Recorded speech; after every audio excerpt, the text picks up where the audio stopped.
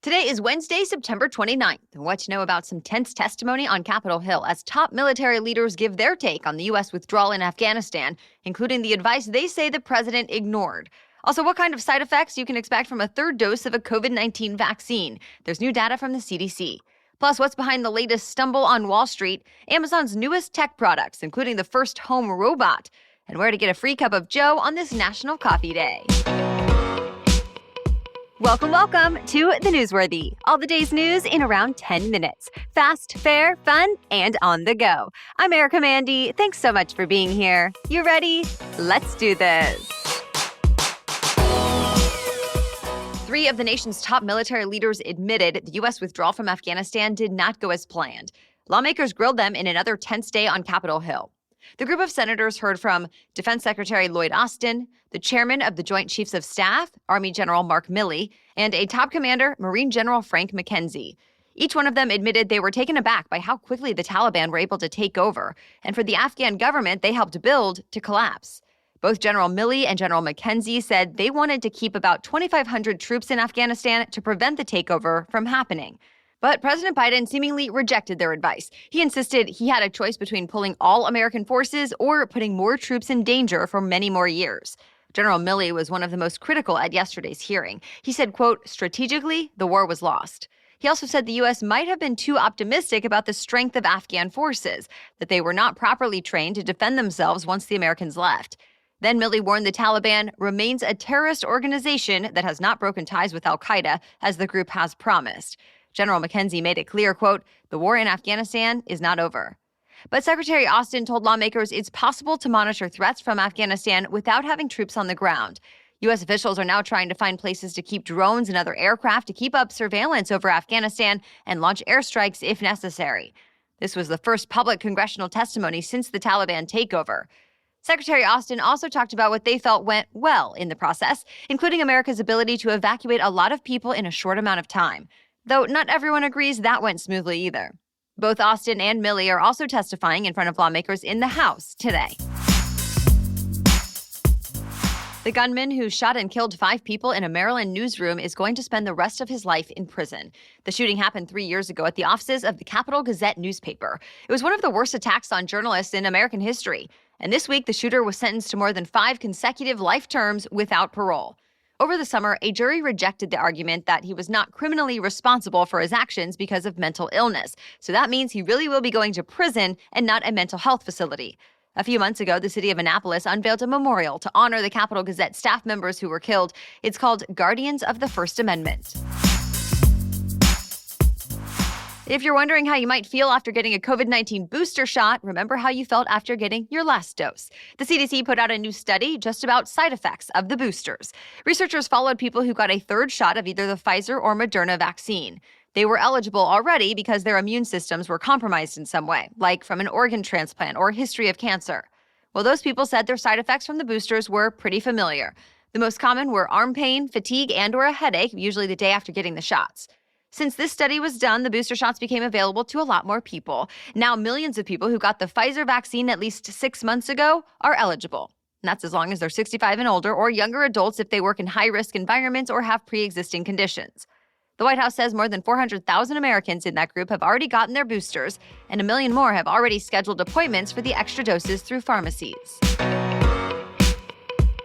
Former President Obama finally broke ground on his presidential center. It's something he's been talking about for 5 years now, but it's been delayed many times. It's going up on the south side of Chicago, where the former president started his political career. Though that location has sparked some controversy. A federal review was needed because it's going up in a park that's on the National Register of Historic Places. There have also been concerns about gentrification, where wealthy people move in, bringing things like more expensive housing, and it can ultimately force the current residents out of the area. It's something the city of Chicago has been battling for many years now. Eventually, the city approved neighborhood protections, including for affordable housing. And at yesterday's groundbreaking ceremony, Obama said the center is actually his way of giving back. He said he hopes it'll bring an economic boost to the area, create jobs, and inspire a future generation of leaders. It will include a museum, public library branch, athletic center, test kitchen, and children's play area. It's expected to cost roughly $830 million, but private donations are raising the funds. The Obama Presidential Center is expected to open in 2025. More news is just ahead, but first, a quick break to thank our sponsor, Noom. Whenever I'm having a hard time making a decision between two choices, I try to always stop and ask myself if there is a third option, a different solution or middle ground that maybe I hadn't thought about before. Well, the same can be true when it comes to health and fitness. There can be a lot of pressure to label certain foods just good or bad, or to follow some strict rules if you want results. Well, Noom feels that just creates unnecessary dilemmas and stress. Instead, Noom wants to change how you see food with a psychology-based approach to building healthier habits. It's not about making you feel guilty or regretful. Noom's cognitive behavioral approach is about better understanding your relationship with food and then empowering you to make healthy choices that work with your lifestyle and can be long-lasting. You get to choose your health goals, and Noom will then personalize a program for you. And Noom only needs a daily 10-minute check-in. So start building better habits for healthier, long-term results. Sign up for your trial at Noom.com/newsworthy. Again, you can sign up for your trial at Noom, that's spelled Noom.com/newsworthy. The stock market took another tumble yesterday. The Dow Jones sunk by 569 points, while the Nasdaq and the S&P both closed more than 2% lower. Tech stocks made a big portion of the downfall, with tech giants like Facebook, Amazon, Microsoft, and Alphabet all losing value. There are a few things going on to trigger the slump. The first has to do with 10-year Treasury bonds. Simply put, demand for these government bonds has gone down, prompting investors to sell them. Fears about inflation are also a major factor, and the Federal Reserve Chairman says he expects inflation to stay high over the next few months. Plus, officials say consumer confidence has gone down for the third month in a row. The debt ceiling debate on Capitol Hill is not doing Wall Street any favors either. Treasury Secretary Janet Yellen says the U.S. government will run out of money and default on its loans if Congress does not raise the debt limit by October 18th. And to be clear, raising the debt ceiling doesn't actually authorize any new spending. Instead, it's the cap on the total amount of money the government is allowed to borrow to pay for expenses that were already authorized. To be continued. Amazon just unveiled some new hardware. One of the devices grabbing the most attention is a home assistant robot called Astro. It's about the size of a small dog. It moves around on wheels, has a 10-inch touchscreen as a face, and you can talk to it like Alexa. Amazon says Astro can bring stuff from room to room, video chat, play music, can be used to check in on your pets while you're away, and it also works as a home security device and more. The company also unveiled its first smart thermostat. There's also a kids device called Echo Glow with built-in games and video chat capabilities, and Amazon is partnering with Disney on a Disney-themed version of Alexa, which will include multiple character voices and trivia games. Amazon also announced a new subscription service called Alexa Together. It's designed to help people take care of elderly family members. It includes features like fall detection and an emergency hotline. And there's more. These new products will all be out by the end of the year, and they're all featured on the Amazon homepage now. Some are available for pre-order already. A popular video game company has reached its first big financial settlement since its workplace culture has been called into question. We're talking about Activision Blizzard, which is known for making games like Call of Duty, World of Warcraft, and Candy Crush. It's been accused of allowing a culture where sexism, harassment, and even physical assault are common. The federal government filed a new lawsuit over it all this week after investigating the company for more than 2 years. Activision agreed to a settlement hours after that suit was filed, even though it did not actually admit to any wrongdoing. As part of the deal, the company will set up an $18 million fund to compensate workers who were discriminated against. Extra funds will go to diversity and inclusion programs at the company, as well as charities that benefit women. But this is far from the end of this legal drama. Activision is still facing a state lawsuit in California, an investigation by the Securities and Exchange Commission, and a complaint from the National Labor Relations Board. The extreme drought out west has exposed a piece of history that's been underwater for more than 6 decades.